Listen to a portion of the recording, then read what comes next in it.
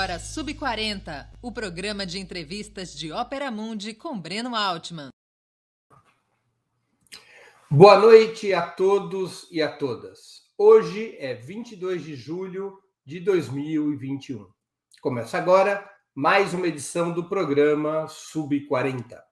Nosso propósito é entrevistar convidados e convidadas que representam uma nova geração de lutadores, pensadores e realizadores.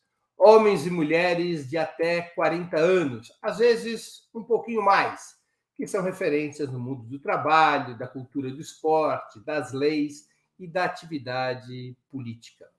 O convidado dessa semana é Ronald Sorriso. Ele é secretário nacional da Juventude do Partido dos Trabalhadores. Além das perguntas que serão feitas por mim, nossos internautas e nossas internautas também poderão apresentar questões. Basta escrevê-las nas áreas de bate-papo das plataformas. Na medida do possível, essas serão encaminhadas ao nosso convidado. Antes de começar a conversa, gostaria de pedir que façam uma assinatura solidária de Ópera Mundi em nosso site ou se tornem membros pagantes de nosso canal no YouTube. A imprensa independente precisa da tua ajuda para se sustentar e se desenvolver. Também peço que curtam e compartilhem esse vídeo, além de ativarem o sininho do canal. São ações que ampliam nossa audiência e nossa receita publicitária. Boa noite, Sorriso. Para mim é uma honra tê-lo aqui conosco nessa noite. Boa noite, Breno. Aliás, bastante tempo que a gente não se vê, não se fala. Os encontros presenciais não estão acontecendo, infelizmente. Mas sempre é uma possibilidade bacana da gente estar aqui fazendo um debate e, sobretudo, como um jornalista aí tão admirável, uma pessoa importante, um pensador importante da nossa sociedade. Muito obrigado pelo convite. Imagine, Sorriso. Vamos começar pelo início. Quando e onde você nasceu? Nasci em Nova Friburgo, no dia 23 de dezembro de 1989, lá na Serra do Rio de Janeiro, aqui na Serra, na região serrana, no distrito de Conselheiro Paulino. Então, essa é a minha origem. Sorriso é teu nome ou apelido? É meu apelido, na real, porque quando eu tinha 15 anos, no meu primeiro ano de ensino médio, aconteceu algumas coisas engraçadas. Eu sou viradouro, eu até me preparei para contar essa história aqui também, que é a minha escola de samba, e a viradouro, nesse ano, estava apresentando um enredo que falava de sorriso. Então, era viradouro é só sorriso. E numa das aulas, né, eu caí numa gargalhada e eu comecei a sorrir o tempo todo e o apelido pegou. Eu não gostava inicialmente, mas ao fim... Qual é teu nome? Ganhou. Qual é teu nome? Ronald Luiz dos Santos. Virou Ronald Sorriso. Virou Ronald Sorriso. Eu uso, né, no meu dia a dia até para não ter que explicar qual é o meu nome e qual é o meu apelido, né? Então, a gente junta as duas identidades. Qual é a tua história familiar e educacional até chegar na militância e no PT? Bom, assim, eu sou filho de um trabalhador que hoje é um vendedor autônomo, vamos dizer assim, né? Ele não tem vínculo empregatício, na verdade, há muito tempo, mas faz vendas de modo autônomo e também é dono de uma banca de jornal ali na divisa de... Não, na divisa de São Gonçalo com Itaboraí. Quem é de Nova Friburgo é minha mãe. Minha mãe era de Nova Friburgo, era uma empregada doméstica, caixa de supermercado, operária de fábrica, que criou a minha e minha irmã com muito afinco até 1997, quando ela morreu de câncer no fígado, né? E a partir daí a gente desceu a serra para São Gonçalo e, né, vivenciamos aí, crescemos. Depois disso, fiz todo o meu ensino fundamental em escola pública, inicialmente no Colégio Municipal Amaral Peixoto, também em São Gonçalo. Depois eu estudei no Macedo Soares, em Niterói, e no Sebric. E depois eu fui para a FAETEC fazer técnico em eletrônica, na Escola Técnica Estadual Henrique Lage, que é no Barreto, em Niterói. Né? Depois de formado, eu entrei na universidade e fiz Ciências Sociais na UFRJ. Confesso aqui para você que o movimento estudantil não me permitiu muito completar, e entre outros elementos. E depois entrei na Universidade Federal Fluminense, onde curso jornalismo, apesar de agora, nesse momento, por força da pandemia, também estar com a matrícula trancada, mas em breve vou retornar para lá.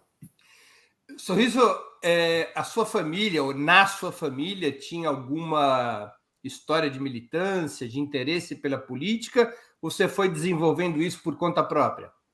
Zero interesse pela política, na real, assim, do ponto de vista de militância. Nem meu pai, nem minha mãe, nem minha avó, meus tios, ninguém nunca teve muito envolvimento com a militância. Eu lembro só que em Nova Friburgo a minha mãe me levava nos comícios dos candidatos a prefeito, né, no intervalo entre uma tarefa e outra de trabalho que ela tinha.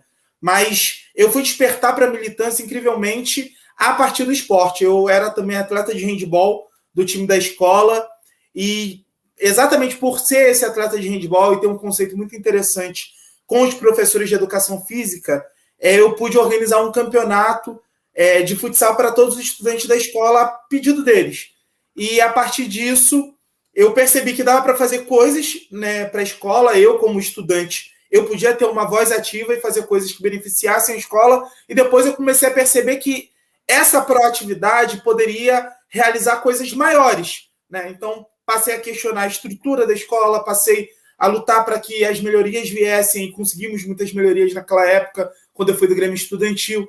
Depois passamos a questionar a questão do transporte. Isso é Grêmio na escola secundária. Exatamente. Eu comecei lá no Grêmio Estudantil da Escola Técnica Estadual Henrique Lage, que é a FATEC de Niterói. E aí é a luta pelo passe livre, é a luta para que não faltem professores, e aí a gente começa a perceber, né, Breno, que não existe nada na nossa vida, por menor que seja, que não tenha uma influência política. E aí eu passei a ter esse interesse por militar e conheci o atual prefeito de Niterói, na época ele era deputado pelo PT, o Rodrigo Neves, que, junto com o Bira Marques, que também era assessor dele, me convidaram a conhecer o Partido dos Trabalhadores. E a partir disso, eu me interessei, obviamente, pela história do partido e resolvi me filiar e estou aqui no partido até hoje. Inclusive, essa bandeira aqui, 30 anos do PT, é a primeira bandeira que eu ganhei das mãos do Rodrigo. Nem sei se ele lembra, mas ganhei das mãos dele.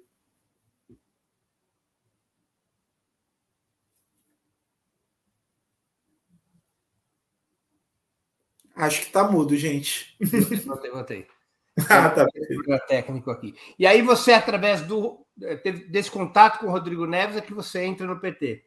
Exatamente. Não só eu, como meus amigos do Grêmio, Danilo Viana, Bruno Marques, a gente tinha um sonho de fazer uma transformação muito grande, que a gente percebia que não era só da escola, que precisava ser a partir da escola, para a escola, mas para toda a sociedade. A gente entendia isso e resolvemos nos engajar no partido e nos filiamos ao Partido dos Trabalhadores. Meu pedido de filiação é de 2009, mas a minha entrada de filiação só foi se dar em 2011, porque na época a gente tinha muita dificuldade, não era tão fácil como hoje, mas eu me considero petista afiliado desde o ano de 2009. E você entrou no PT e já começou a militar na juventude do PT? Exatamente, a minha porta foi a juventude, exatamente por conta do Grêmio. Participei depois da fundação da União Estadual dos Estudantes Secundaristas aqui do Rio de Janeiro, fiz parte da primeira direção. Depois, quando eu entro na universidade, eu participava de um coletivo e a vice-presidenta da UEE era do meu coletivo. Ela se afasta da militância para ter o filho, e aí me pedem para assumir a vice-presidência da UEE. Então, assim que eu entro na universidade, eu me torno vice-presidente da UEE. Depois, na gestão seguinte, fui secretário-geral. Em seguida, vice-presidente da União Nacional dos Estudantes, na gestão de 2013 e 2015. Vivenciei nas ruas aquele 2013 muito louco, né, em que eu ocupava um espaço importante na principal entidade estudantil do país, que é a União Nacional dos Estudantes, a principal entidade de jovens. E, ao mesmo tempo, eu tinha dificuldade de entender como me portar ali. Eu vivenciei muito bem aquela crise ali de 2013. Em 2015, termino a minha gestão na Uni, me torno secretário estadual da Juventude do PT, aqui do Rio de Janeiro, e aí em 2018 sou conduzido, né, a secretário nacional da Juventude do PT, onde vou permanecer até dezembro, quando a gente faz o nosso Congresso Nacional. Então, é basicamente... Dezembro próximo. Exatamente, esse dezembro agora. Vamos fazer um congresso online, com todas as limitações, mas um congresso democrático, vai ter votação, vamos ter debate de tese. A gente faz um lançamento, eu queria te convidar, inclusive, dia 14 agora de agosto, a gente vai fazer o lançamento do nosso congresso, e aí, a partir disso, setembro, outubro, congressos municipais, congresso estadual em novembro e congresso nacional do dia 10 ao dia 12 de dezembro. Você está convidado tanto para a nossa abertura quanto para o nosso congresso nacional para ser um dos debatedores. Muito obrigado. Conta um pouco para a gente a história e a organização da JPT. Ela é autônoma em relação ao partido, com suas próprias instâncias de orçamento? Como é que ela se organiza? Bom, a juventude do PT, a primeira coisa, ela não era uma necessidade histórica quando o partido foi fundado. Né? Porque todo mundo era jovem. Só de jovens. Exatamente. Então, lá para a década de 90, final da década de 80, prioritariamente, final da década de 90, com o grande projeto do PT de ganhar a União Nacional dos Estudantes, eu acho que isso você acompanhou muito melhor do que eu, que nasci depois, você tem a necessidade de organizar os jovens petistas. E a partir disso você tem o primeiro Encontro Nacional dos Estudantes Petistas e se estabelece um setorial de juventude. Depois esse setorial se torna secretaria e depois, em 2008, a juventude do PT faz um debate muito forte, porque nós éramos o principal partido da classe trabalhadora, o principal partido do Brasil, referência das massas, mas não conseguíamos organizar uma juventude de massas, tal qual ao JS e outras organizações especificamente. Mas, prioritariamente, assim, a referência na época era o JS. E aí, a juventude do Partido dos Trabalhadores... O JS é a União da Juventude Socialista, ligada ao Partido Comunista do Brasil. Exatamente. Ligada, porém, autônoma, independente, com características próprias. E a gente busca tentar aliar essa autonomia, essa independência que a JS tem, mas também com algo que a gente nunca abriu mão. A juventude do PT nunca abriu mão de ser uma juventude partidária. Então, esse casamento a gente busca fazer desde 2008. E, na verdade, Breno, exatamente por não ter necessariamente, nós somos um órgão partidário.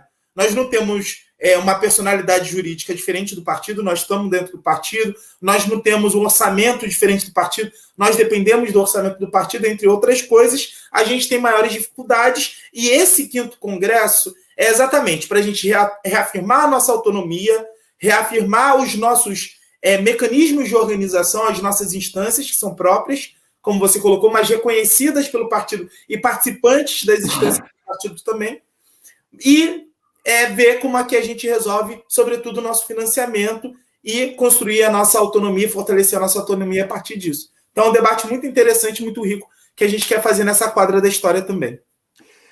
A JPT, ela se organiza apenas por instâncias estaduais e municipais, ou ela possui núcleos, formas de organização de base? Ela possui núcleos de base, né? E eu vou citar um que com certeza você conhece, que é o mais famoso núcleo da juventude do PT hoje, que é o Balaio, que é o núcleo de estudante da USP, mas além do Balaio tem outros núcleos de estudantes, tem núcleos zonais, aqui no Rio de Janeiro, por exemplo, a gente tem a juventude do PT da Zona Oeste, que tem núcleos, né, em Bangu, Campo Grande, Santa Cruz, Jacarepaguá, que são núcleos de organização territorial dessa juventude, compreende essa importância, além das instâncias municipais, estadual e nacional, que são as instâncias dirigentes da juventude partidária. Portanto, a gente tem exatamente esses interesses. Além disso, a gente tem os coletivos, né? Que é a pluralidade interna da juventude do PT. Assim como o partido ele tem a sua pluralidade, a nossa juventude ela respeita a liberdade de tendência, liberdade de organização democrática, mas ela, ao mesmo tempo, tenta juntar todo esse pensamento, como o partido consegue fazer a nível partidário mesmo, a gente tenta fazer isso a nível da juventude para seguir um único rumo, um único caminho. Então, é a diversidade, a democracia, mas tentando ter centralidade de ação. Onde atuam os militantes da JPT? Apenas no movimento estudantil ou também em outros setores? Olha, atua no movimento estudantil, especialmente. Tem sempre uma crítica muito forte à juventude, qualquer juventude organizada. Vocês pensam só no movimento estudantil. Não pensamos só em movimento estudantil, mas, obviamente e objetivamente, qual foi a nossa tarefa quando o governo? Colocar todos os jovens na escola e na universidade. Então, a nossa pretensão é poder organizar todos os jovens através do movimento estudantil também. Mas a gente consegue organizar os jovens no movimento negro, no movimento cultural, no movimento LGBT especialmente. Tem uma galera muito forte organizada, especialmente na arte jovem LGBT, que tem se organizado, no movimento de mulheres e, né, nas diversas iniciativas que hoje existem na sociedade civil, como pré-vestibular comunitário, associações, né, que de alguma forma forneçam auxílio para as pessoas que mais carecem, como, por exemplo, auxílio jurídico. Vários coletivos de jovens petistas hoje, que são advogados formados, trabalham, né, nessa frente, auxiliando aqueles que não têm nenhum tipo de ajuda e acesso à justiça. Enfim, são várias as formas de organização. O movimento estudantil acaba sendo o principal, mas a gente abarca todos esses e também o movimento sindical, né, mas a verdade é preciso ser dita, em menor grau hoje em dia o movimento sindical. Para ser jovem no PT tem que ter até que idade? Para participar de um congresso, ser eleito ou eleita, você tem que ter até 29 anos. Eu, quando fui eleito, tinha 28, agora tenho 31. Pô, eu posso ter direito a 2 vagas na direção do PT, então? Você é jovem? Não, eu tenho 59, quase 60. 29 mais 29. Não. Então, no caso, é só uma vaguinha, você tem direito. Mas até os 29 anos. Quando o PT criar a Associação dos Petistas Veteranos, eu vou ter vez. Deixa eu te contar uma história. De repente você vai se enquadrar. A gente está organizando para o Gilberto Carvalho, seu presidente, mas vai ter o setorial da pessoa idosa agora, né? Então, de repente você se enquadra aí agora. Ainda falta um pouquinho, Sorriso. É idoso com 60 ou 65? 60 anos. Pô, 60 anos. Tô quase. Meu pai, inclusive, a maior briga que ele teve quando fez 60 anos foi entrar no ônibus de graça, que era direito dele, ele queria entrar no ônibus de graça. Meu velho tem 68 anos de idade, está lá em São Gonçalo. Se duvidar, inclusive nos assistindo, grande fã, beijo, pai, te amo. E aí, até os 29 anos, só para fechar essa pergunta. E no caso das candidaturas jovens, a gente considera até os 35 anos, né, já que a gente considera que a renovação da política ela é um processo. Se inicia na militância da juventude, mas ela abarca, né, para além da nossa faixa etária, então a gente considera até os 35 para fins eleitorais. Pelas regras internas do PT, a JPT tem o direito de indicar uma cota de candidatos a deputado estadual e federal? Não, pelas regras internas a gente não tem direito a indicar uma cota, né? Mas o que a gente conseguiu no último processo eleitoral, que daquele fundo partidário total, daquele fundo eleitoral, que nós tivéssemos acesso a quase 1% dele, para incentivar as nossas candidaturas, né, a partir da nossa gestão. Isso foi muito importante, foi uma vitória não só da juventude, o movimento negro do nosso partido também veio junto, LGBT, setores importantes como cultura, meio ambiente e tudo mais. Essa é a nossa vitória do ponto de vista eleitoral. E do ponto de vista partidário, 20% dos dirigentes eleitos e eleitas pelo partido, em todas as suas instâncias, precisam ter até 29 anos de idade, né? Além disso, tem a participação étnico-racial, que é no mínimo 20%. A gente sempre trabalha para ampliar isso. O Brasil é um país de maioria negra, 20% é pouco, mas 20% já foi uma importante vitória. E a paridade de gênero, que também é uma vitória que nós nos orgulhamos muito. Metade da direção nacional do Partido dos Trabalhadores, por exemplo, é composta de mulheres e a outra metade é composta por homens. Agora, se a JPT virar uma organização autônoma, essa cota para jovens na direção do PT automaticamente deixa de existir, né? Não, pelo contrário. A juventude do PT ela vai produzir quadros. E esses quadros eles vão ser oferecidos para o partido para ocupar esses espaços de direção. Entendi. Né? E a nossa autonomia ela se resguarda como uma organização, né, irmã, como uma organização filha, na verdade. A juventude do PT ela passa a ser a filha do Partido dos Trabalhadores, mas com vida própria, né? Com dinâmica própria e podendo, inclusive, gerar opiniões próprias. Não foram poucas as vezes, você sabe, Breno, que foram jovens petistas que empurraram esse partido para frente, né? A nossa saudável e necessária radicalidade, que ainda hoje é bem recuada do que deveria ser, faço essa meia-culpa, a gente se institucionalizou, até mesmo como juventude bastante, mas essa necessária radicalidade ajuda muito o partido a avançar e não tergiversar de temas fundamentais, como, por exemplo, na defesa da juventude negra, não negociar temas importantes da juventude negra. Inclusive, fiz uma crítica muito forte quando o PT, ainda que tenha dirimido aspectos ainda mais negativos no pacote anticrime, acabou votando junto com aquele projeto de Sérgio Moro, né, para cumprir um acordo, mas a gente considera, por exemplo, que não dá para acordar com a vida da juventude negra, né? E outros temas a mais que a gente acha importante que não sejam, né, de forma alguma negociados, que sejam funções elementares do nosso partido defender. É possível para um jovem ou para uma jovem se filiar exclusivamente à JPT ou necessariamente tem que se filiar ao PT? Olha, necessariamente tem que se filiar ao PT. Isso foi uma decisão de 2008 da nossa juventude, porque nós consideramos que o PT é nosso instrumento estratégico. E se nós queremos que a juventude ocupe o PT, ela precisa disputar o PT filiado. Então, o nosso cadastro, por exemplo, é o mesmo cadastro do PT. A única diferença, e também isso se relaciona ao Partido dos Trabalhadores, são os jovens de 16 a 18 anos que podem fazer a sua filiação interna ao partido, e dentro dos nossos fóruns, para estudantes secundaristas especialmente, a gente admite a participação no debate, na construção de jovens que tenham menos de 16 anos para poder, inclusive, eles se formarem politicamente, né? Então, assim como eu entrei no movimento estudantil com os meus 15 anos, comecei a enxergar o movimento estudantil com os meus 15 anos, e não participei, mas poderia participar do Partido dos Trabalhadores, são vários jovens com 14, 15 anos que querem participar também, e a gente atrai para dentro da nossa organização. Mas com a autonomia da JPT prevista para o Congresso de dezembro, poderá haver uma filiação à JPT sem necessariamente se filiar ao PT? Isso está em debate. Não tem um consenso ainda definitivo na juventude do PT sobre isso.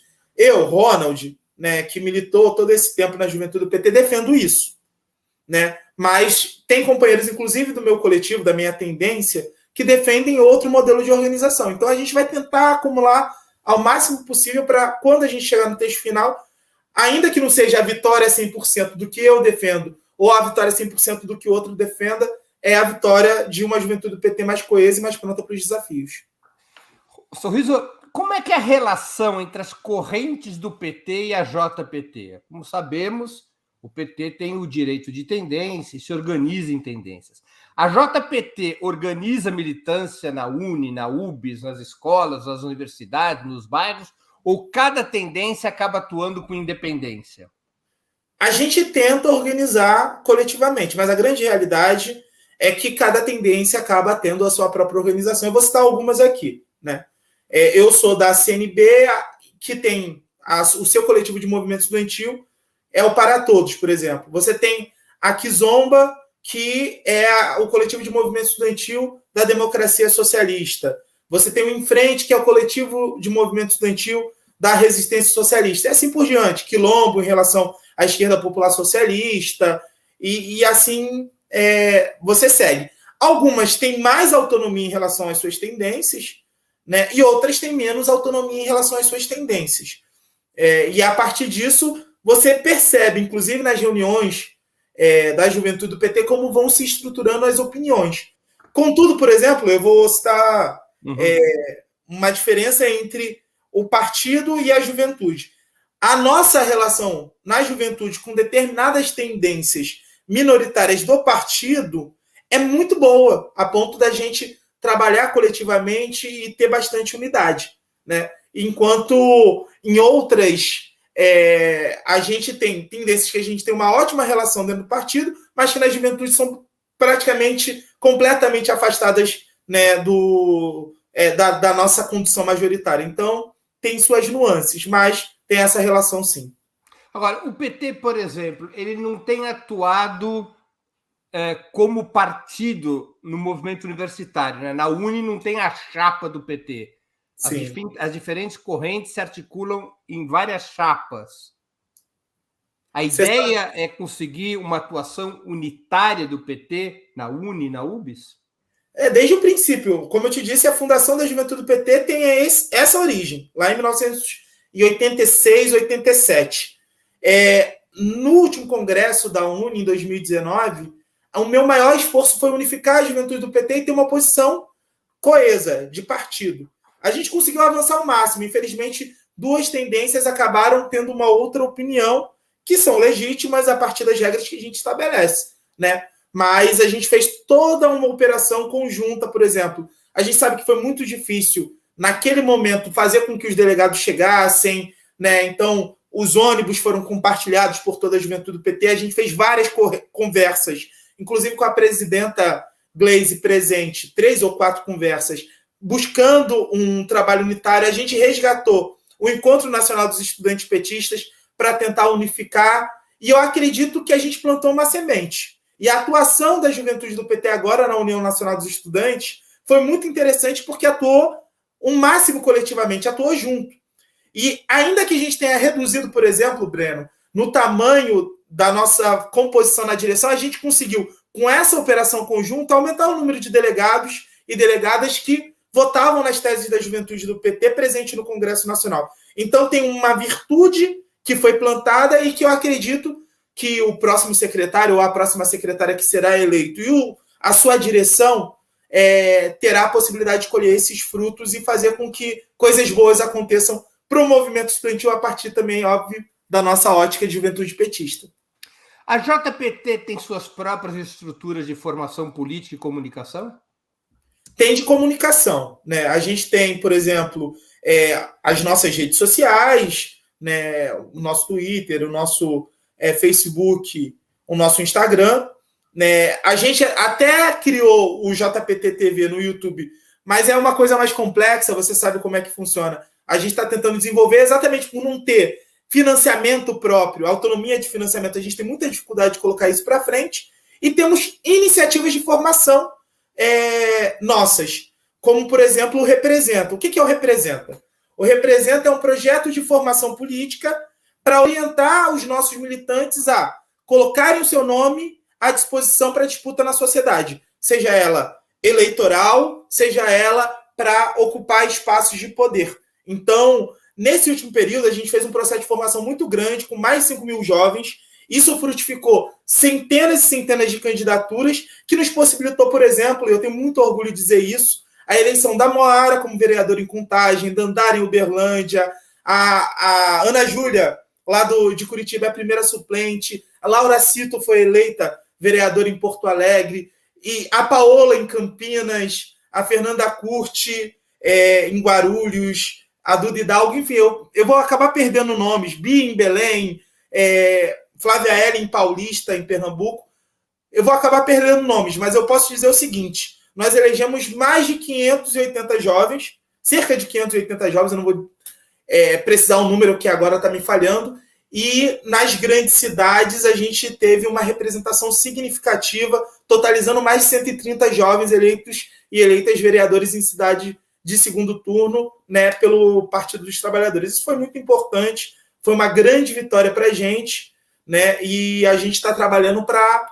fortalecer esse processo. A JPT tem um programa para a juventude que sintetiza suas principais reivindicações e temas? Olha, a gente tem um programa histórico, mas a gente vai dar uma atualizada nele agora, nesse congresso. Do programa histórico, Sorriso? Quando você pega a fundação da Juventude do Partido dos Trabalhadores, da Juventude do Partido dos Trabalhadores, falei certo, em 2008, você tem um programa que alicerça, né, a atuação da juventude, que fala do ponto de vista da emancipação, da participação juvenil, do protagonismo juvenil, da questão da legalização das drogas para enfrentar o problema da violência policial, da promoção da equidade de gênero, entre outros elementos do ponto de vista social, que eles não são necessariamente um programa próprio, mas eles são alicerces que sustentam a ideia de socialismo petista aí forjado lá em 1991. Ou seja, eles buscam somar. Só que é o seguinte, a Juventude do PT, em 2008, quando ela se conceitua, ela pensa política pública de juventude. Governo federal, alta avaliação do presidente Lula, possibilidade de reeleição da Dilma, e assim como partido, eu digo isso, nós nos institucionalizamos e tínhamos a crença de que tudo seria governo. E o nosso programa, de certa forma, ele foi se enriquecendo do ponto de vista de proposta de governo e enfraquecendo do ponto de vista ideológico. Em 2018, o nosso congresso ele não foi um congresso com tiragem de delegado da base, foi um congresso para pacificar a juventude do PT de unidade.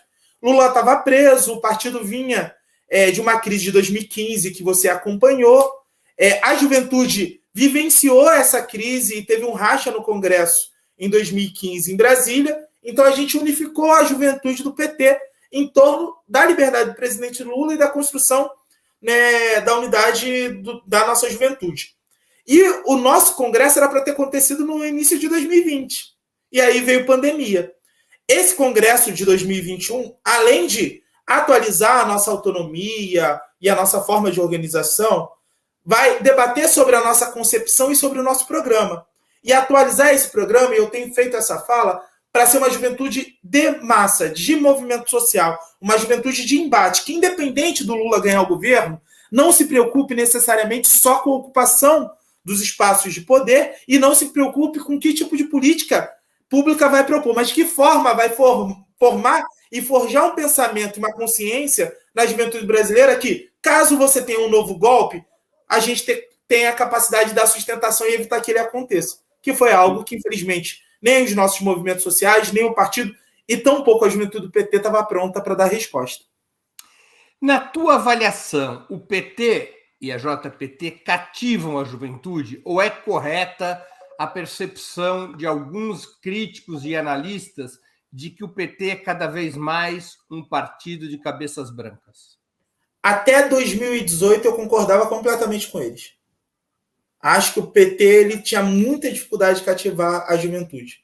Mas eu fiz uma fala num diretório nacional, eu acho que você estava lá presente, lá em Brasília, que eu dizia o seguinte: o presidente Lula, ao ele se insubordinar e demonstrar o tamanho da injustiça que estava sendo cometida, ele demonstra que o PT não é o partido do sistema, que o partido é um partido antissistema, ao contrário do que estavam colocando sobre os nossos ombros. Que o PT não é o partido que avaliza a injustiça, mas que sofre das injustiças, assim como o povo.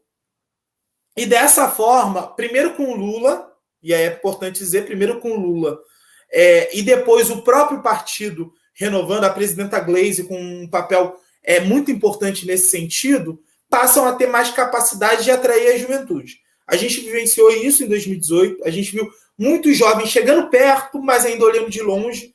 Mas de 2019 para cá, são muitos jovens que estão querendo participar da nossa organização partidária. Só para você ter uma noção, Breno, no último mês, nós filiamos, no último mês não, mais ou menos no intervalo de 3 meses, nós filiamos aproximadamente 10 mil jovens no Partido dos Trabalhadores, nessa campanha de filiação que a gente fez para fortalecer o Congresso. Isso não é pouca coisa, é um resultado muito interessante, né, e que eu acho que vai ter frutos lá na frente. Agora, resta saber da cabeça branca do partido se ela vai estar aberta, né? Porque não adianta você querer ter uma juventude organizada, partidária forte, e ao mesmo tempo querer ser caudilho dela. Ela quer ter a tua própria direção, a tua própria radicalidade, ela quer sentar na mesa para conversar de igual para igual. Infelizmente, isso nós ainda temos muita debilidade, não em todos, é verdade, mas na maioria dos quadros do nosso partido. Muitos preferem ter um conflito geracional no PT? Tem, completamente. Essa vitória que eu estou te dizendo, de a gente ter eleito tantos jovens, eu ouvi de um companheiro, deputado federal, deputado estadual, aliás, numa plenária, o seguinte: olha, foi muito importante a gente ter testado esse lance do financiamento para os jovens, para as candidaturas jovens. Agora, essa decisão não pode ser da juventude. Tem que ser remetida aos diretórios estaduais para eles tomarem a decisão. A gente sabe que se o diretório estadual tomar uma decisão, ele vai tomar a decisão de acordo com os interesses e manutenção do poder de quem está lá. Quando joga para a juventude, a gente tem autonomia. Eu não estou dizendo nem 1%, foi 0,8%, né, desse recurso. Né, a gente mostrou que tem capacidade de fazer muito mais, né? E eu volto a citar o exemplo de Dandara. Dandara foi a vereadora mais votada de Uberlândia, a mais votada, Breno. Mas quando a gente remeteu o recurso para lá, o que mais teve foi problema de gente dizendo que ela não ia ser eleita e que a gente estava jogando dinheiro fora. E no final ficou provado que a decisão política da juventude do PT pesou muito mais do que a decisão que os velhos tomariam. Claro, entendi. Quais os principais resultados que você acha que os governos petistas apresentaram para a juventude? E quais as principais omissões ou falhas? Principal resultado, acesso à universidade. Ponto. Isso precisa ser dado. Esse é o resultado direto, né? De você ver o jovem acessando a universidade, ter a possibilidade de abrir a tua mentalidade e abrir a mentalidade dos teus iguais. Quando você coloca um jovem formado dentro de uma favela, ele passa a ser exemplo e disputa com o poder do tráfico esse exemplo. Porque a gente sabe que quem manda na favela, né, muitas das vezes, como exemplo, é o traficante, porque ele tem o poder, ele tem o dinheiro, ele tem as melhores roupas e tudo mais. Por outro lado, você vê um jovem advogado, como o Joel Luiz, eu vou citar o exemplo do Joel, que é um exemplo recente, que está lá de terno, gravata, com seu dread, defendendo o teu povo. Ele também passa a ser um advogado, né, Joel? Isso, lá do Jacarezinho. Ele passa a rivalizar com o tráfico, essa é a referência da juventude. Então, isso é a vitória mais importante que o partido teve diretamente com a juventude. Tem outras vitórias que são indiretas, né? Eu vou citar um exemplo meu mesmo, de vida.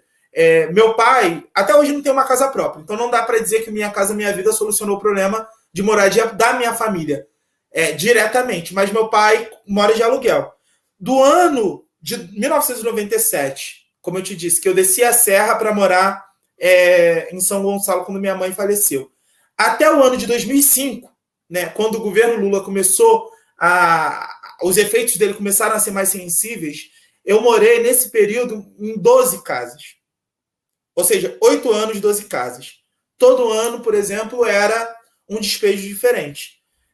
Depois de 2005, todas as vezes que houveram mudanças, e só foram 2 da parte do meu pai, foi porque meu pai quis, porque achou que era melhor para o trabalho, porque achou que era melhor para a família, para a casa dele.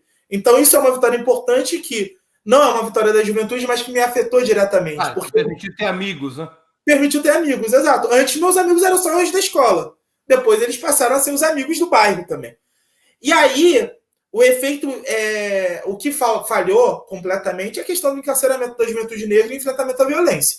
A gente precisa colocar o dedo na ferida, dizendo o seguinte: eu concordo em gênero, número e grau que o acesso à educação, né, e o fortalecimento da educação é o que vai dar resultado nesse quadro. Por outro lado, houve um forte investimento nas polícias, sem reformá-las, sem desmilitarizá-las, e quando eu digo desmilitarizar, não é só acabar com a PM, não, porque a Polícia Civil, a Guarda Municipal, a Guarda Civil Metropolitana, elas estão extremamente militarizadas. Então, desmilitarizá-las e que faz com que a gente tenha o maior índice de encarceramento registrado nos nossos governos e o maior índice de morte também de jovens negros registrado no nosso governo. Muitos pelas mãos da polícia, outros pela mão do poder paralelo. E aí eu tenho que novamente citar um exemplo meu.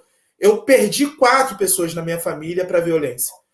Um tio, em 1991, a minha avó até hoje acreditava, até a sua morte, na verdade, ela morreu em 2013, acreditava que o corpo dele iria aparecer. Ele era policial militar, né? Morreu não se sabe como, não se sabe onde. Na verdade, todo mundo sabe como aconteceu, mas nunca se investigou. Eu perdi um primo, né, assassinado pelo tráfico, no Morro dos Marítimos, lá no ano de 2004, 2005. Eu perdi um primo próximo, assassinado pelo tráfico na Fazenda dos Mineiros, em São Gonçalo, mas antes torturado pela PM para entregar aos traficantes. Ele foi torturado pela PM, depois solto para ser entregue pelo tráfico e ser morto. E depois um sobrinho meu que foi assassinado pela milícia também em São Gonçalo. São 4 pessoas na minha família. Infelizmente, a grande realidade que a gente vive hoje é que isso não foi refreado pelos nossos governos. Não que os nossos governos não tenham sido bons. Eu coloquei todos os elementos aqui. Eles foram maravilhosos em vários pontos de vista. Mas ele precisa enfrentar esse problema. E eu acho que o presidente Lula, Breno, quando ele vem no Rio e faz aquela reunião que ele fez, quando ele recebe o Douglas Belchior e a Coalizão Negra e faz o debate que ele fez, ele começa a abrir os olhos e compreender que a solução não vem dos iluminados da academia, não vem de cima, ela vem de baixo, vem da favela, e é a favela que vai ditar a sua própria paz. Por onde passa o tema do enfrentamento dessa questão? Legalização das drogas, fim dos autos de resistência, por onde passa? A legalização das drogas, ela é um caminho, mas ela não é uma finalidade de si própria. Eu sempre digo, eu disse isso uma vez num debate no Encontro Nacional dos Estudantes Negros e Negras e Cotistas da UNE, em Salvador, eu não lembro o ano, que era o seguinte, olha, beleza, você tira o tráfico e você não coloca nada no lugar para alimentar a economia da favela, a favela ela vai acabar buscando outras formas de sobreviver e que vão estar marginalizadas e que também vão ser oprimidas pelo Estado, pelo poder repressor. Então, você precisa pensar o que você coloca no lugar. Porque ali existe uma cadeia produtiva. A gente reconhecendo ou não. O jogo do bicho é uma cadeia produtiva histórica do Rio de Janeiro, que alimenta desde uma birosca da esquina que consegue se sustentar a partir da instalação de um ponto de jogo do bicho, até uma escola de samba e outras coisas mais. Eu estava conversando aqui, o Bangu, na década de 80, e o Botafogo sai da fila com o Emil Pinheiro, um com o Emil, outro com o Castor.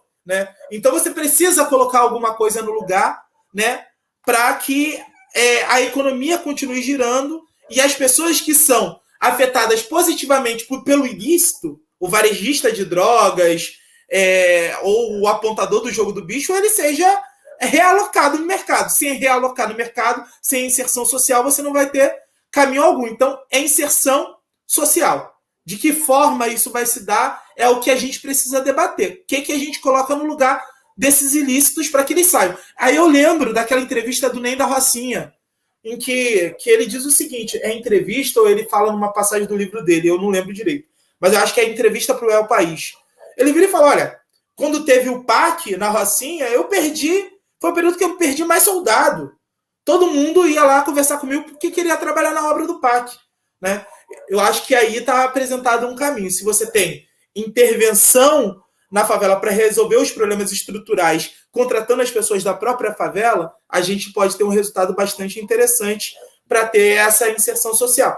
E aí, outros elementos, que caberiam em mais 2 horas de conversa, mas que é melhor não prolongar, porque senão fica sem fim.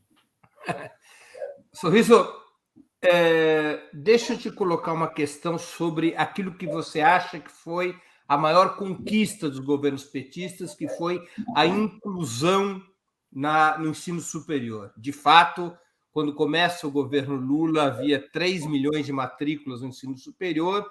Quando a presidenta Dilma derrubada, esse número de matrículas era superior a 8 milhões. Isso. Mas isso não alterou o modelo privatista do ensino. A taxa de matrículas no ensino privado, quando começou o governo Lula, era de 65%. Quando terminou o governo Dilma, era de 69%. Quando terminou, tinha subido para 75%. Quase 80%, né? Isso não é um problema no modelo? Isso é um problema. Eu acho que tem 2 problemas aí. Primeiro, teve uma aposta correta, na minha visão, obviamente, claro, de pegar aquela tarefa filantrópica que as universidades tinham, mas que não se sabia como elas executavam, e transformar no ProUni. Claro. E aí você antes do ProUni era uma das maiores trambicagens do país. Exato. Aliás, depois do ProUni, ainda teve várias universidades que se mantiveram dessa forma, viu? Aqui no Rio de Janeiro, inclusive, a Uniswan, até hoje, é dessa forma que ela faz a filantropia. Mas, de resto, eu acho que isso ajudou a organizar. O ProUni estatiza a bolsa de estudo. Exato, mas, ao mesmo tempo, como você tem uma necessidade de produzir em escala a política, você permite a ampliação de vagas por preços que não necessariamente são os preços de tabela de mercado. Ou seja, um curso que muitas das vezes era cobrado R$1.000, para citar um exemplo, na tabela do ProUni aparecia como R$2.000. Né? E eram várias universidades que ampliavam a sua isenção, né? E ampliavam a tua atuação. E a gente viu as redes, os conglomerados crescendo. Acho que faltou pensar de que forma a gente conseguia executar um Reúne mais pujante. Né? Que o Reúne foi o programa de fortalecimento e expansão das universidades públicas, né? Exato, que não chegou a ser Exato, que não chegou a ser uma reforma universitária, né? Era um programa de reestruturação e expansão das universidades federais. Esse era o nome oficial. Não chegou a ter esse papel, mas que ajudou também a universidade a chegar em vários cantos do nosso país. Mas eu acho que dava para ser mais ousado nesse sentido, e o dinheiro que foi alocado no privado poderia ter sido alocado no público. Por outro lado, esse imediatismo que a gente acaba tendo no Brasil de políticas de governo, né, e uma avaliação de eleições bianualmente acabou levando a essa necessidade maluca de expansão para a política ser aprovada. E aí a gente tem esse processo de expansão. Agora, no governo Lula, como a gente não erra caso o Lula venha a ser presidente novamente? Ou ele, ou quem ele indicar, ou enfim, mas a gente acredita que vai ser o Lula o nosso candidato. E a segunda coisa, e aí eu faço crítica, e sempre fiz, mesmo no movimento estudantil, é ao FIES. O FIES foi muito bacana, muito importante, só que ele previa o aquecimento no mercado. E são vários os jovens que não foram contratados. São vários que são engenheiros, né, e que estão desempregados e com pires na mão e uma dívida na outra, sem saber o que fazer com essa dívida. E para completar, a gente tem um Congresso Nacional e um governo que não se preocupam em renegociar essa dívida, em amortizar, ou mesmo perdoar essas dívidas. Né? Porque está pago, o governo pagou, a dívida é com a Caixa, né? Então daria para você repensar. Acho que a gente, quando apresentar um programa para as eleições, agora no Congresso da Juventude do PT, temos que debater o perdão dessas dívidas do FIES, né? Porque está pago, o governo pagou. E uma reforma do modelo. Né? Eu acho que o FIES é algo que a gente, inclusive, tinha que abdicar e fortalecer a parte pública. Não digo que essa vai ser uma posição da Juventude do PT no Congresso. Talvez, né, chegue nessa avaliação que é importante manter o FIES. Mas a minha avaliação hoje é essa. Como? Essa é a tua posição. Exatamente. Sorriso, deixa eu tocar num assunto que você de leve abordou, mas que eu queria conhecer a tua opinião, porque é importante. Em junho de 2013, ocorreu, em pleno governo Dilma Rousseff, uma verdadeira rebelião juvenil, porque 2013 foi isso, que acabou sendo dirigida pela direita contra a administração federal e o PT. Como é que você explicaria hoje, 8 anos depois desse episódio, como é que você o explicaria? O que aconteceu em 2013? Olha, primeiro, o PT, um alto grau de institucionalização e não soube dialogar com a massa que inicialmente tomou as ruas. Eu sempre faço uma comparação de que o Brasil e o PT também precisa explicar como um movimento começa com o movimento Passe Livre, né, MPL pedindo mais Estado, pedindo transporte público gratuito, de qualidade, acessível para todo mundo, né, e melhor qualidade nos serviços públicos, termina com a fundação do MBL, que é o Movimento Brasil Livre, que pede liberdade econômica, desregulamentação de serviços públicos, né, livre mercado, essa loucura neoliberal.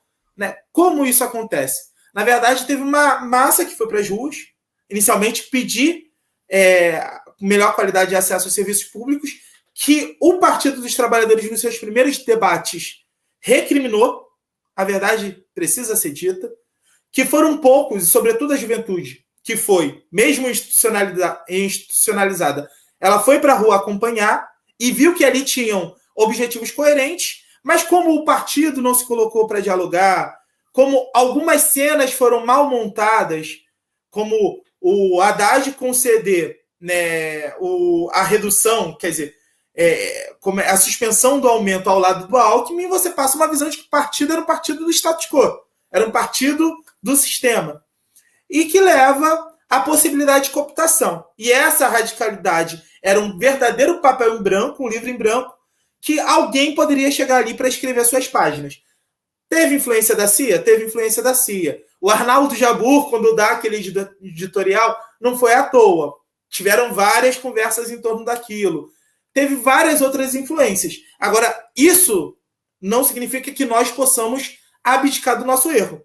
O nosso erro foi não ter se colocado de ouvidos abertos ao lado das ruas sem recriminá-lo, né? E aí depois, quando a gente foi ver, já era tarde demais. Então, acho que tem um duplo olhar sobre 2013. Quem critica e diz que foi uma ação do Departamento de Estado dos Estados Unidos está correto, e quem diz que o Partido dos Trabalhadores errou e que tinha muita coisa para construir também, eu acho que está certo. E aí a gente precisa casar esses interesses para não errar mais para frente. Sorriso, você já citou também, eu vou só resgatar porque eu quero fazer uma pergunta específica. Milhões de jovens foram beneficiados por programas como o ProUni e o FIES, independente das críticas que você mesmo fez ao FIES. Mas muitos desses beneficiados ficaram contra o governo Dilma. O que deu errado? Se você não tem uma base organizada, se você não fala que a política foi feita, é direito adquirido, né? É a mesma coisa do auxílio emergencial. O Bolsonaro foi muito inteligente. Ele dá o auxílio emergencial, depois de muita pressão, aprovação feita por nós, ele cria uma marca, a gente consegue chegar no Congresso a R$500. Ele diz, não, então eu vou dar 600. Sendo que ele queria dar 200, depois ele comunica isso. Naquele primeiro momento ele foi muito inteligente. Como o PT, ele sempre foi muito inteligente na questão do Bolsa Família. Mas na questão do Minha Casa Minha Vida, na questão do ProUni, na questão de uma série de outras políticas, a gente deixou o setor privado fazer a mediação. Quando o setor privado faz a mediação, ele vende como produto. Minha Casa Minha Vida é a tenda, a MRV. Qual é o interesse da MRV e da tenda de dizer que a política foi feita pelo governo do presidente Lula? E a mesma coisa do ProUni. Qual é o interesse da Croton, da Anhanguera, né, e da Estácio, dessas grandes corporações, dizer que foi o governo Lula e o governo Dilma que fizeram isso? Então, se você tivesse, só para citar um exemplo, ao estabelecer as novas matrículas, um grande ato, né, vamos dizer assim, de matrícula desses jovens no Maracanã lotado, com o ministro da Educação e o presidente ou a presidenta da República falando, olha, sejam bem-vindos à universidade, isso aqui é uma política pública muito importante, eu acho que a coisa já teria sido diferente.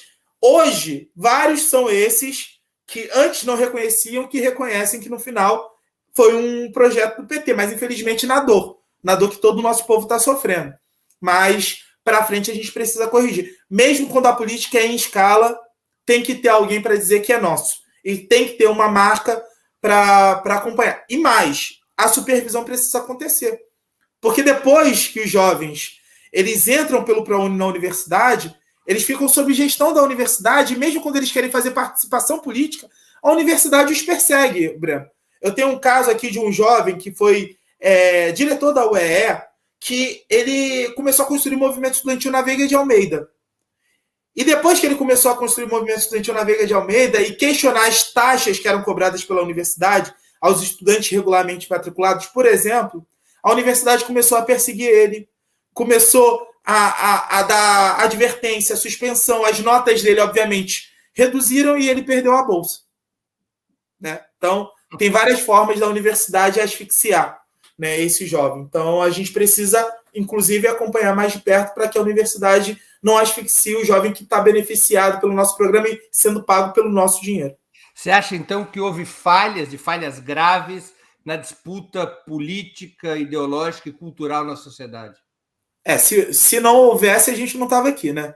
Conversando num cenário de golpe, a gente estava num outro cenário, de repente até numa TV pública, na TV Brasil, debatendo os rumos, né, de um projeto de educação mais avançado. A gente está falando da destruição do sistema de educação, da pobreza do nosso povo, e porque o nosso povo acabou sendo ludibriado e votando no outro projeto, achando que o que tinha sido colocado para eles, que era uma decisão política, era, na verdade, uma conquista auferida por eles, por Deus, sabe-se lá por quê.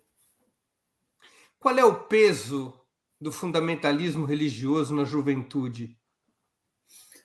Olha, ele é grande, mas não tão grande quanto na sociedade como um todo. Mas a grande realidade é que as igrejas evangélicas, elas organizam jovens como ninguém.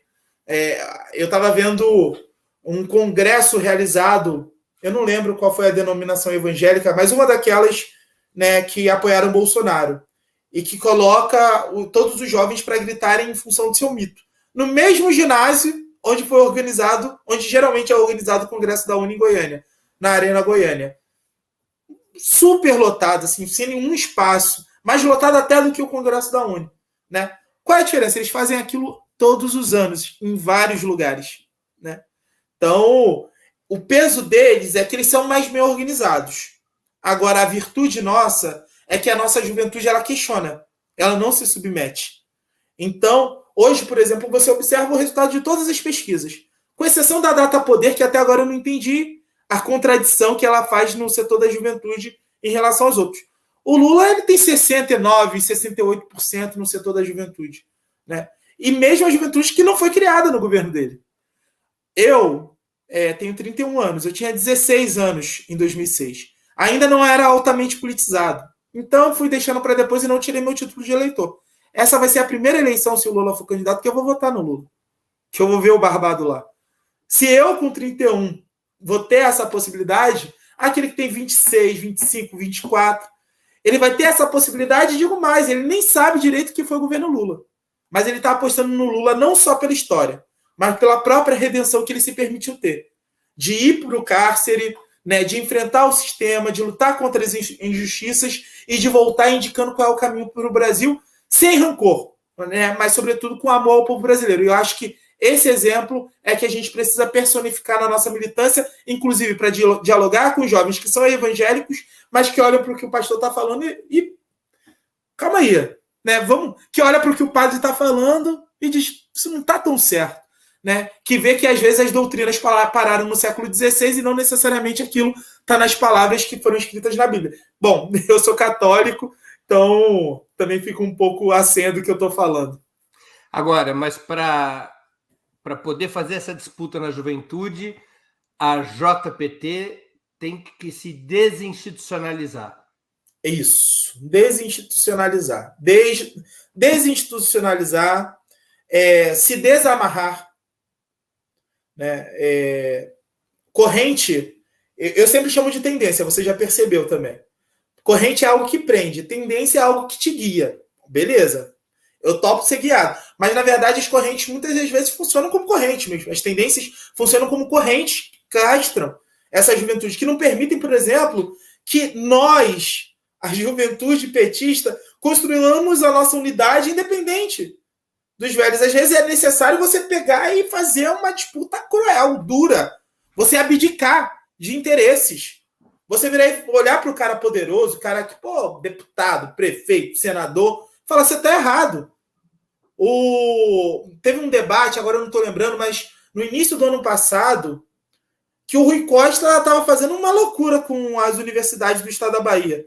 E ele pegou e lançou uma nota contra ele. Ele até dialogou comigo pelo Instagram, a gente trocou uma ideia, ele reviu aquele posicionamento, mas se não fosse a juventude se posicionar, será que ele reveria aquele posicionamento? Foi necessário que não só a juventude universitária, mas a juventude do partido dele dissesse publicamente que aquilo estava errado. E isso ajudou, inclusive, essa juventude com os estudantes que estão lá dentro. Isso ajudou esse governo do Rui Costa com os estudantes, os professores, os técnico-administrativos que estavam nas universidades estaduais. Então, a juventude ela tem que ser a voz da consciência quando aos velhos falta a consciência do que é o nosso projeto. Sorriso, a gente está terminando aqui a nossa entrevista. Está muito interessante, o tempo passou voando. Eu vou te fazer umas perguntas ping-pong. Perfeito. Você já deve ter aprendido o que é ping-pong no curso de jornalismo. Aqui, vamos embora. Time de futebol. Botafogo, né? Mas eu, inclusive... Eu torço no Rio. Tá torcendo errado, vou dizer a verdade, né? Sou botafoguense com muito orgulho, herança do meu pai. Benedita da Silva é botafoguense. O saudoso José Eduardo Dutra, botafoguense, tá aí o Garrincha. Eu queria que fosse alguém um pouquinho mais novo, né? Esse é o problema. Pô, é que eu torço pelo Santos e meu time no Rio é o Botafogo. Mas você ainda teve Robinho, Neymar, eu tive quem? Tá difícil. Mas eu até comentei com o Igor que eu ia falar. Se tiver aquele holandês que foi jogar no Botafogo. A coisa mais aleatória que aconteceu, né? Como dia. Chamava ele? Esqueci o nome. Sidorf. Hã? Sidorf. Que era um grande jogador. Não, um craque, um dos maiores meios de campo da história do futebol mundial. Mas um dia eu dormi, do outro dia o Sidorf estava lá, depois ele foi embora. E o Botafogo voltou à velha rotina. Mas eu, inclusive, disse para o Igor o seguinte: cara, eu vou falar que eu sou botafoguense, mas eu preciso citar que eu sou viradouro. Como todo bom sambista, sou campeão do carnaval e em algum lugar eu tenho essa alegria. Livro inesquecível. A história do samba do Lira Neto. E além da história do samba do Lira Neto, que mexeu muito comigo, porque eu estou morando no centro do Rio agora, em função do trabalho, não estou mais em São Gonçalo. Estou morando aqui. Sorriso. Hã? Você é um sambista ou gosta de ouvir? Não, eu sou um sambista. Eu sou criado. Você canta? Não. Até cantar eu canto de vez em quando, mas eu sou criado na escola de samba, na Unidos do Viradouro. Meu pai é da velha guarda, as minhas tias são da velha guarda, e uma história muito bonita é que a minha avó morreu esperando o desfile da minha escola em 2013. Então, eu sou muito viradouro e o que estrutura a minha vida é a minha escola de samba, né? É o carnaval. Mas a história de samba é o livro inesquecível, porque eu moro aqui. Do Lira Neto. Eu moro aqui no centro do Rio, no Catumbi, e eu vou andando cada esquina e eu vejo cada passo que eu dou a história do samba sendo estruturada. É muito bacana. Eu não li esse livro, eu já vou anotar aqui para ler. Eu só não te empresto porque eu emprestei e nunca mais me devolveram. Mas não, livro, tudo na vida a gente deve emprestar, menos livro, porque eles não voltam. É isso. Eu prefiro emprestar toda a minha poupança do que emprestar livro. E não volta. Esquece, livro emprestado é livro doado. É livro doado. Música preferida? Música preferida.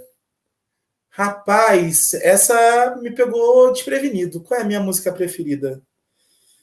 Identidade, Jorge Aragão. É uma música. O que é Identidade? Elevador é quase um templo, exemplo para ninar teu sono. Sai desse compromisso, não vai no desserviço. Se o social tem dono, não vai. Quem cede a vez não quer vitória. Somos herança da memória. Temos a cor da noite, filhos de todo açoite, fato real de nossa história. E o refrão diz: se preto de alma branca pra você, é o exemplo da dignidade, não nos ajuda, só nos faz sofrer, e nem resgata a nossa identidade. Bacana, gostei da palhinha. Filme marcante. Então, eu até estava comentando com os meninos, eu gosto muito de comédia, e um filme que eu gostei muito, porque teve uma mensagem muito legal e eu recomendo para todo mundo, é A Vida Secreta de Walter Mitty. Eu acho esse filme extraordinário, porque ele me faz rir do início ao fim e, ao mesmo tempo, refletir que o importante da vida é viver. Não é necessariamente só sonhar. É bem legal. Ídolo político? Lula, claro, mas Benedita da Silva. Evento histórico do qual gostaria de ter participado? A posse do Lula de 2002. É nessas horas que eu me sinto velho. Eu acho 2002 tão recente. Eu coloquei alguma coisa que eu poderia ter vivido. 2003, né? A posse de 2003. 2003. 1º de janeiro de 2003. Isso. Essa posse eu acho que deve ter sido sem igual. Eu acho que mesmo a de 2023, se vier, não vai ser a mesma coisa. Mas eu vou estar lá também. Então vou ser feliz. Acho que vai ser grande, viu? Tomara. Sorriso, muito obrigado por teu tempo e por ter participado do Sub-40. Eu tenho certeza que nossos internautas aproveitaram muito, além de terem se divertido nessa hora de conversa. E ouvimos aqui o talento musical do Sorriso, cantando a capela de primeira linha. No limite, então, contato para show, o número é... Deixa quieto. Ele está saindo da Secretaria Nacional da JPT e iniciando uma carreira de cantor. Já começa aqui, ó. Obrigado, Sorriso. Obrigado, Breno. Um abraço. Até logo, gente. Até logo. Chega ao final mais uma edição do programa Sub-40. Hoje, nosso convidado foi Ronald Sorriso, secretário nacional da Juventude do PT. Eu queria agradecer a audiência, especialmente a todos que enviaram perguntas, pedindo desculpas por essas não terem sido lidas. Mais especialmente ainda, minha gratidão aos que contribuíram com o Superchat ou Super Sticker, aos que se tornaram membros pagantes do canal de Ópera Mundi no YouTube ou que fizeram uma assinatura solidária em nosso site. A próxima edição do Sub-40 será no dia 29 de julho, quinta-feira, às 20 horas. A convidada será a escritora Júlia Grillo, autora do livro Cães. Vamos discutir com a Júlia Grillo, que é uma jovem escritora, a nova literatura que vem despontando no Brasil. Até lá, boa noite e um grande abraço. Para assistir novamente esse programa, se inscreva no canal do Ópera Mundi no YouTube. Curta e compartilhe nossos vídeos. Deixe seus comentários. O jornalismo de Ópera Mundi é mantido com o seu apoio. Faça uma assinatura solidária em www.operamundi.com.br. Com um pequeno valor mensal, você nos ajuda no desenvolvimento de um jornalismo independente e de qualidade. Obrigado pela audiência e até a próxima.